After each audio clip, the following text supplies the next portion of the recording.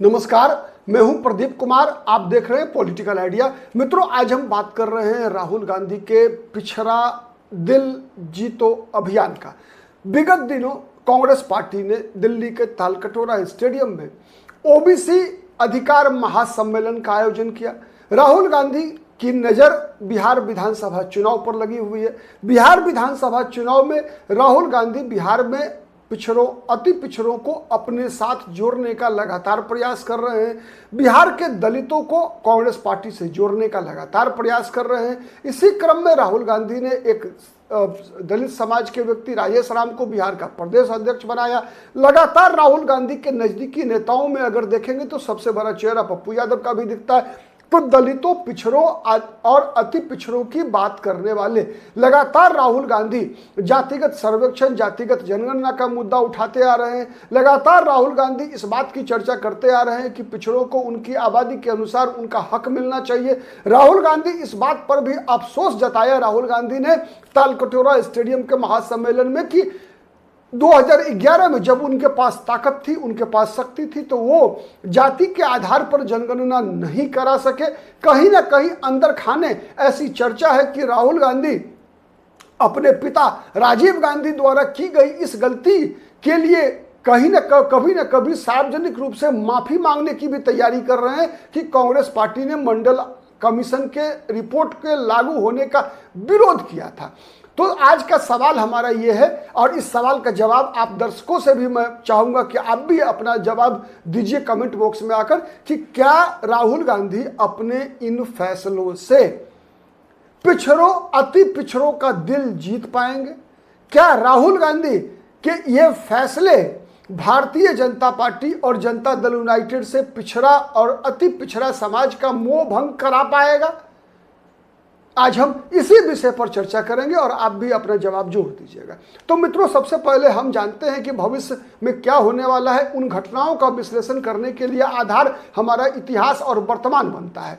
अगर वर्तमान स्थिति में हम पहले देखें, ठीक है, उससे पहले मेरा एक प्रयास होगा कि थोड़ा सा इतिहास की पृष्ठभूमि को बताऊं। कांग्रेस पार्टी देश की आज़ादी के बाद से ही लगातार, चाहे वो केंद्रीय सत्ता हो चाहे राज्य की सत्ता हो, हर जगह कांग्रेस पार्टी का नेतृत्वकर्ता की अग्रिम श्रेणी में केवल और केवल सवर्ण जाति के लोग ही दिखे। ठीक है, चाहे वो दिल्ली की राजनीति हो चाहे वो राज्यों की राजनीति हो, हर जगह केवल सवर्ण दिखा। सवर्ण के बाद अगर कहीं कोई दिखा तो वो दिखा मुसलमान, सवर्ण के बाद मुस्लिम और फिर दलित। चूंकि दलितों के साथ एक बाध्यता भी थी कांग्रेस की कि चूंकि दलितों को संविधान में आरक्षण का भी एक आधार था, तो इस कारण से कहीं ना कहीं कांग्रेस पार्टी की वो मजबूरी भी थी। तो इन तीन परमानेंट वोट बैंक के आधार पर कांग्रेस पार्टी की राजनीति आगे बढ़ती गई। 47 से लेकर 90 तक का इतिहास को अगर हम कांग्रेस पार्टी की एक छत्र शासन के इतिहास को देखेंगे, राज्य से लेकर दिल्ली तक, तो हमको यही चीजें निकल कर आती है कि कांग्रेस की राजनीति के केंद्र में यही तीन वर्ग रहे, सवर्ण, दलित और मुसलमान। सवर्णों में भी ब्राह्मण कांग्रेस की राजनीति के केंद्र में रहे। आप अगर कांग्रेस के केंद्रीय मंत्रिमंडल की सूची राज्यों में, विभिन्न राज्यों में सरकार के अंदर जो मंत्रिमंडल की सूची है, केवल उसको ही निकाल कर देख लेंगे तो आपको स्पष्ट दिखेगा कि लगभग 90% पदों पर इन्हीं तीन वर्ग के लोग हुआ करते थे। इन्हीं तीन वर्ग के लोग हुआ करते थे। मंत्रिमंडल की जब रचना हुआ करती थी तो लिखा जाता था ब्राह्मण 5, राजपूत 5, भूमिहार 4, कायस्थ 2, उसके बाद सबसे बड़ी आबादी वाली जाति यादव नहीं लिखा जाता था, कुर्मी नहीं लिखा जाता था, कुशवाहा नहीं, वैश्य नहीं, कहार नहीं, धानुक नहीं, ये सब नहीं होता था। होता था क्या? 5 ब्राह्मण, 5 भूमिहार, 4 राजपूत, 2 कायस्थ, 2 पिछड़ा, 1 अति पिछड़ा, 5 दलित, ऐसे होते थे। मतलब इस देश की जो सबसे बड़ी आबादी वाला सामाजिक समूह पिछड़ा और अति पिछड़ा को एक साथ करके देखा जाता था। और एक साथ करने के बाद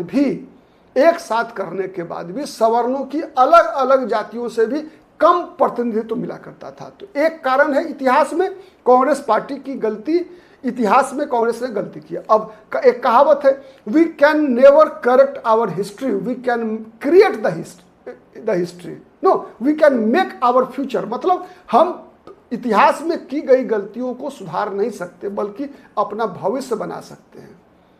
इसीलिए अब तो उसका सुधार नहीं हो सकता। अब क्या हो सकता है? तो वर्तमान क्या है, वर्तमान क्या है यह देखना पड़ेगा।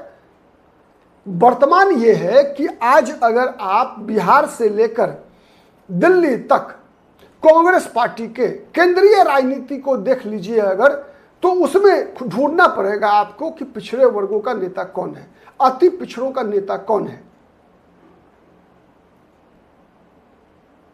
तो यह समस्या है, दिखता नहीं है। आप कोई एक नाम बताइए, आप जो बड़ा नेता हो बिहार में ले देखकर आप सबसे बड़ा नाम बताएंगे पप्पू यादव का, जो कि आज भी कांग्रेस पार्टी के अधिकृत सदस्य भी नहीं है।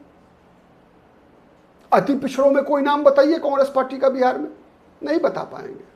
कांग्रेस पार्टी से किसी राज्यसभा में व्यक्ति का नाम बताइए, नहीं बता पाएंगे। कांग्रेस पार्टी से विधान परिषद में किसी पिछड़ा, अति पिछड़ा का नाम बताइए, नहीं बता पाएंगे।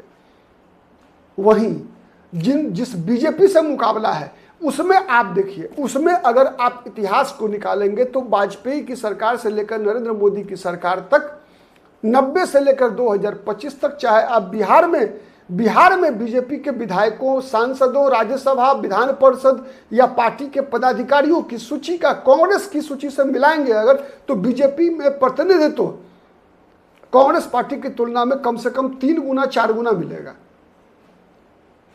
आज भी बिहार में अति पिछड़ी जातियों को सबसे ज्यादा अगर राज्यसभा में और विधान परिषद में किसी पार्टी ने प्रतिनिधित्व दिया हुआ है तो वो बीजेपी है। मतलब मेरा कहने का ये है, केवल मैं बीजेपी की पैरवी नहीं कर रहा, मैं केवल उदाहरण के लिए समझा रहा हूं कि बीजेपी ने बिहार में प्रायः हर जाति में, चाहे वो जाति छोटी हो चाहे वो जाति बड़ी हो, संख्या बल में हर जाति से नेतृत्व विकसित करने का प्रयास किया है, नेतृत्व का विकास किया है, नेता बनाया है प्राय हर जाति से। लेकिन कांग्रेस पार्टी ने अब तक बना पाने में असमर्थ नहीं रही है। आपका सवाल हो सकता है कि बीजेपी में भी तो वोट पड़ता है, मोदी के नाम पर बीजेपी में भी वोट पर, कांग्रेस में वोट पड़ता है राहुल गांधी के नाम पर। बात सच है, लेकिन वोटर को बूथ तक लाता कौन है? वोटर को बूथ तक लाएगा कौन? वोटर को बूथ तक कौन लेकर आएगा? उस समाज का व्यक्ति लेकर आता है। जिस समाज का आपको वोट चाहिए उस समाज का व्यक्ति ही लेकर आता है। और इसके लिए मैं एक उदाहरण दूंगा आपको, जिससे आपको शायद लगेगा कि मेरी बातों पे ज्यादा भरोसा हो पाएगा। देखिए, बीपी सिंह ने, विश्वनाथ प्रताप सिंह ने मंडल कमीशन की रिपोर्ट लागू की, लेकिन मंडल कमीशन की रिपोर्ट लागू होने के बाद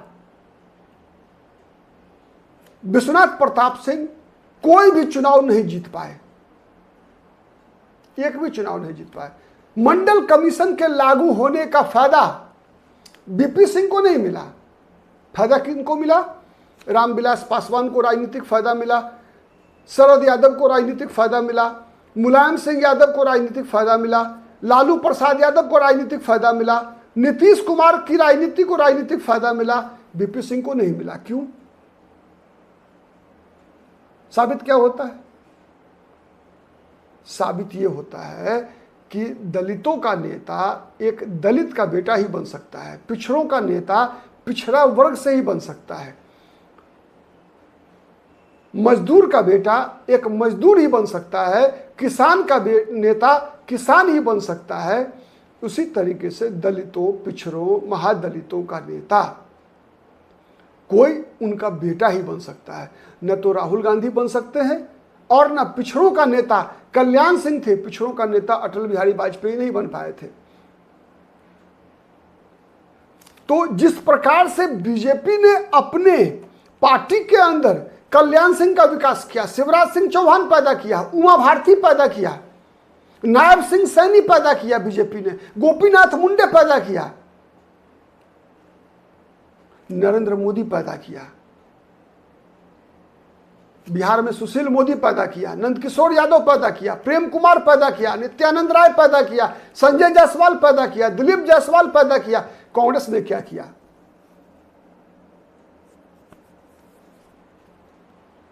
सवाल यही है। तो जब तक कांग्रेस पार्टी, जब तक बिहार के अंदर कोई सुशील मोदी पैदा नहीं करेगी, कोई नीतीश कुमार पैदा नहीं करेगी, कोई नंदकिशोर यादव, नित्यानंद राय पैदा नहीं करेगी, जब तक कोई संजय जायसवाल पैदा नहीं करेगी, जब तक कोई भीम सिंह चंद्रवंशी पैदा नहीं करेगी, जब तक कोई प्रेम कुमार पैदा नहीं करेगी,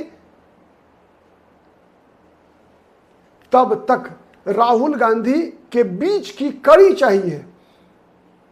वैसे ही जैसे कल्याण सिंह अटल बिहारी वाजपेयी और पिछड़े वर्गों के बीच की कड़ी बने थे, उमा भारती अटल बिहारी वाजपेयी और पिछड़े वर्गों के बीच की कड़ी बनी थी, वैसे ही राहुल गांधी और पिछड़ा समाज के बीच की कड़ी चाहिए। पप्पू यादव हो सकते हैं वो कड़ी।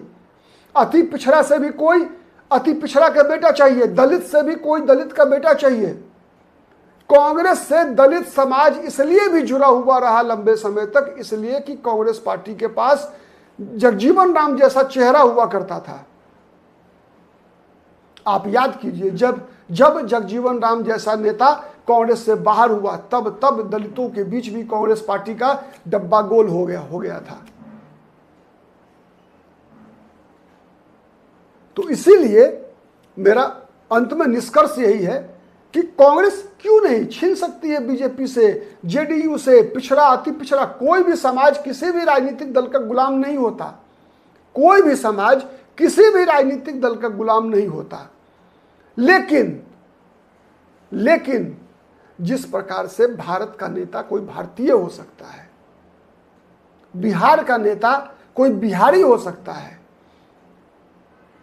क्रिकेट प्लेयर्स का नेता कोई क्रिकेटर हो सकता है, किसान का नेता कोई किसान का बेटा हो सकता है, रिक्शा वालों का नेता रिक्शा चलाने वाले का बेटा हो सकता है, वैसे ही दलितों का नेता कोई दलित का बेटा ही हो सकता है, पिछड़ों का नेता कोई पिछड़ों का बेटा ही हो सकता है, अति पिछड़ों का नेता कोई अति पिछड़ा का बेटा ही हो सकता है।